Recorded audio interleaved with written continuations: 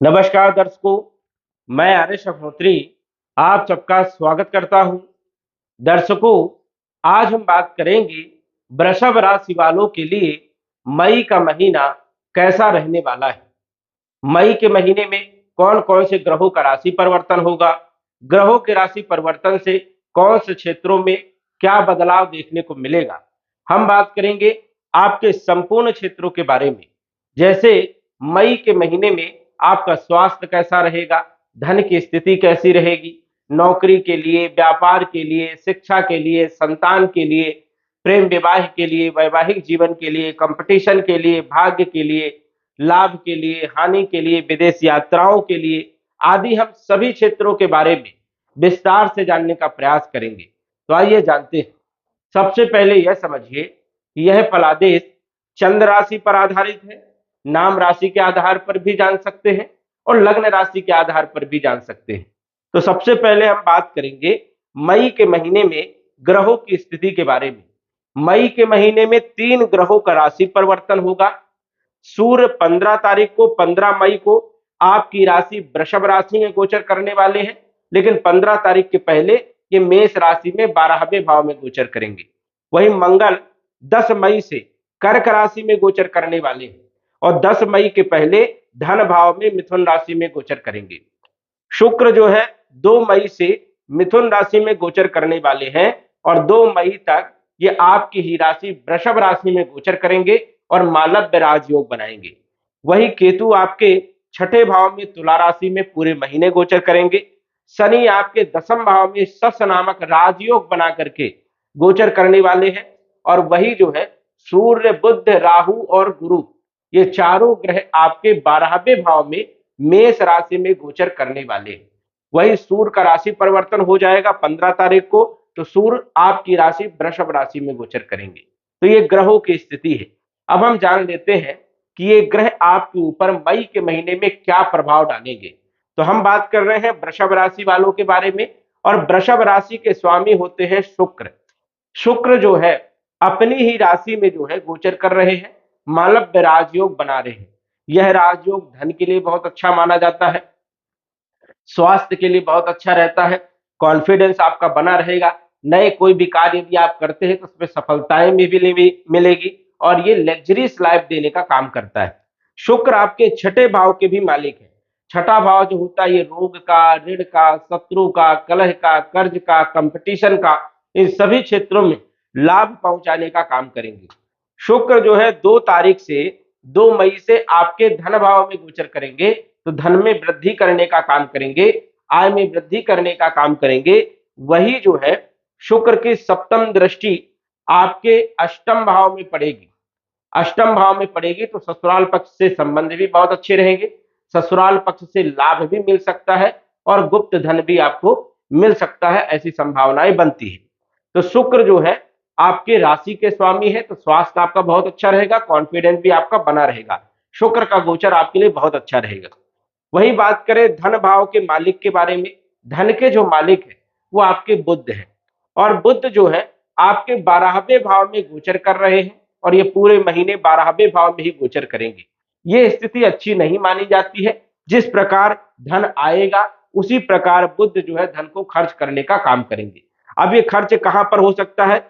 शिक्षा में हो सकता है, क्योंकि बुध आपके पंचम भाव के भी मालिक है। बुध के पास 2 राशियां हैं, मिथुन राशि और कन्या राशि, और दोनों के स्वामी बुध जो है 12वें भाव में गोचर कर रहे हैं। तो शिक्षा में खर्च हो सकता है, संतान के प्रति जो है आपका धन खर्च हो सकता है, या अन्य क्षेत्रों में भी पैसा आपका खर्च हो सकता है। तो ये संभावनाएं हैं, पैसों को बचा कर रखने की आपको जरूरत रहेगी। वही यदि हम बात करें तो मंगल जो है धन भाव में बैठ करके धन खर्चे करवाता है, कुटुंब परिवार में विवाद करवाता है। लेकिन ये मंगल यहाँ पर 10 तारीख तक रहेंगे, 10 मई तक ही रहेंगे, उसके बाद ये तीसरे भाव में आ जाएंगे। तो ये समस्याएं आपकी दूर हो जाएगी, लेकिन धन खर्च पूरे महीने आपका बना रहेगा। कुटुंब परिवार में भी विवाद में स्थिति हो सकती है, इसलिए आपको विशेष रूप से ध्यान देना है। वही साथ ही साथ वाणी पर आपको ध्यान रखना है, क्योंकि वाणी के भी मालिक बुध है और राहु के साथ जो है 12वें भाव में बैठे हैं। तो वाणी पर भी आपको विशेष रूप से ध्यान रखना है, कटु वाणी का प्रयोग नहीं करना है, अन्यथा शत्रु पैदा होंगे। वही यदि हम बात करें आपके तीसरे भाव के मालिक के बारे में, तीसरे भाव के मालिक चंद्रमा है और चंद्रमा का फलादेश संभव नहीं होता है, क्योंकि ये 2.25 दिन में राशि परिवर्तन कर जाते हैं। लेकिन यहाँ पर जिन ग्रहों की दृष्टि होगी उसी के अनुकूल फल देखने को मिलते हैं। तो यहाँ पर किसी भी ग्रह की दृष्टि यहाँ पर नहीं पड़ रही है, इस कारण से ये भाव जो है आपका सामान्य रहने वाला है, किसी प्रकार के कोई बदलाव देखने को नहीं मिलेंगे। ये जो भाव होता है बल का होता है, पराक्रम का होता है, साहस का होता है, संघर्ष का होता है, छोटे भाई बहनों का होता है, तो यहाँ पर किसी भी प्रकार का कोई प्रभाव देखने को नहीं मिलेगा। वही यदि हम बात करें आपके चौथे भाव के मालिक के बारे में, चौथे भाव से हम देखते हैं भूमि, भवन, प्रॉपर्टी, मकान और वाहन के बारे में। भूमि, भवन, प्रॉपर्टी, मकान के जो मालिक हैं वो सूर्य हैं और हानि के घर में गोचर कर रहे हैं उच्च राशि में, मेष राशि में।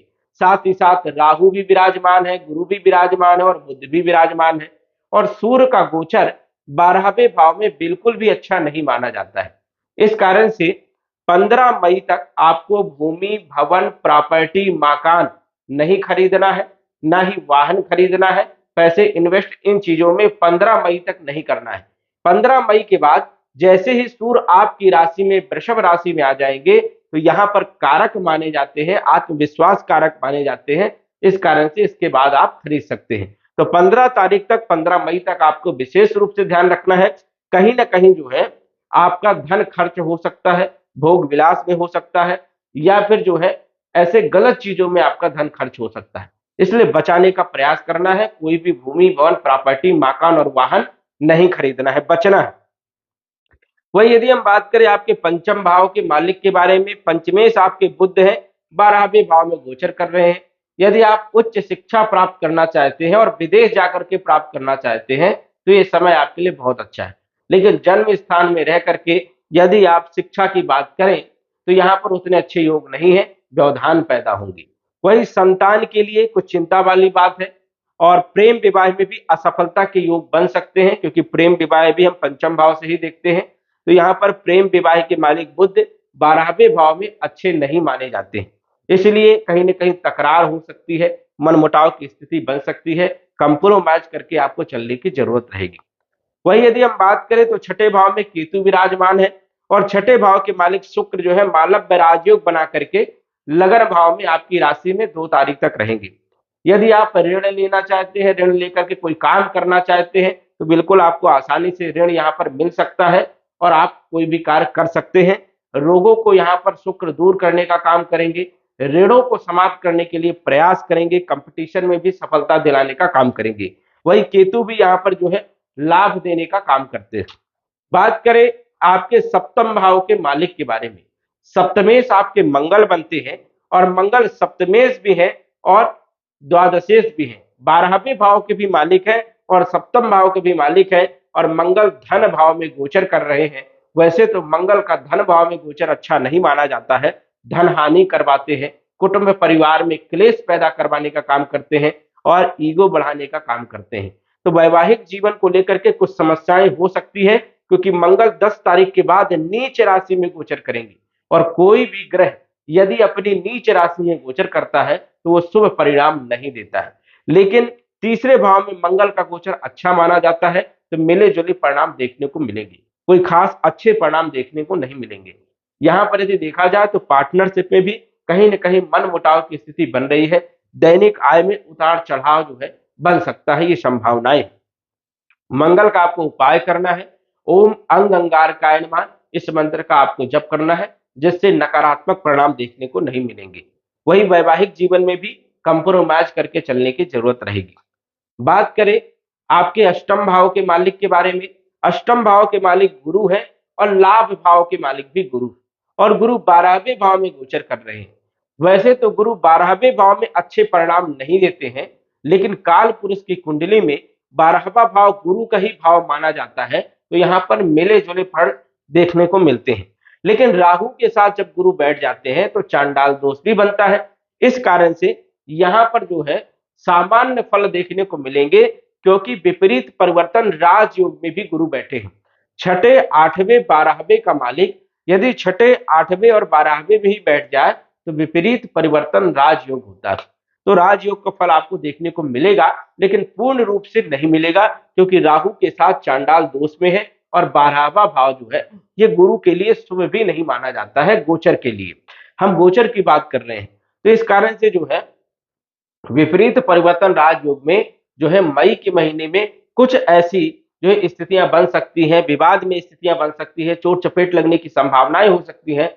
विशेष रूप से आपको थोड़ा सा ध्यान देना है। और धन खर्च आपका जो है धार्मिक क्षेत्रों पर हो सकता है या गलत क्षेत्रों पर भी हो सकता है, इसलिए आपको बचा करके रखने की जरूरत रहेगी। वहीं यदि हम बात करें भाग्येश के बारे में, भाग्य का जो मालिक है वो आपके शनि है, और शनि आपके कर्म के भी मालिक है, दसम भाव के भी मालिक है, नवम भाव के मालिक और दसम भाव के मालिक, क्योंकि शनि के पास दो राशियां हैं, मकर राशि कुंभ राशि, और सस नामक राजयोग बना रहे हैं, जो कि वृषभ राशि वालों के लिए शनि सबसे शुभ है। शनि और शुक्र दोनों ही आपको अच्छे परिणाम देने का काम करेंगे। सस नामक राजयोग पंच महापुरुष में से एक राजयोग होता है। यश मान सम्मान दिलाता है, धन दिलाता है, वैभव दिलाता है, ख्याति दिलाता है, प्रसिद्धि दिलाता है, और आर्थिक स्थिति को मजबूत करने का काम करता है।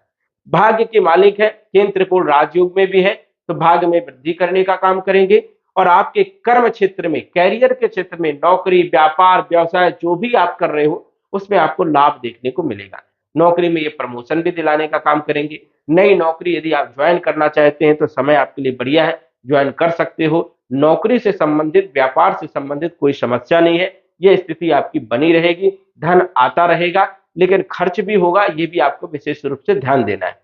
तो शनि की स्थिति आपकी जन्म पत्रिका में बहुत अच्छी है, राजयोग में है।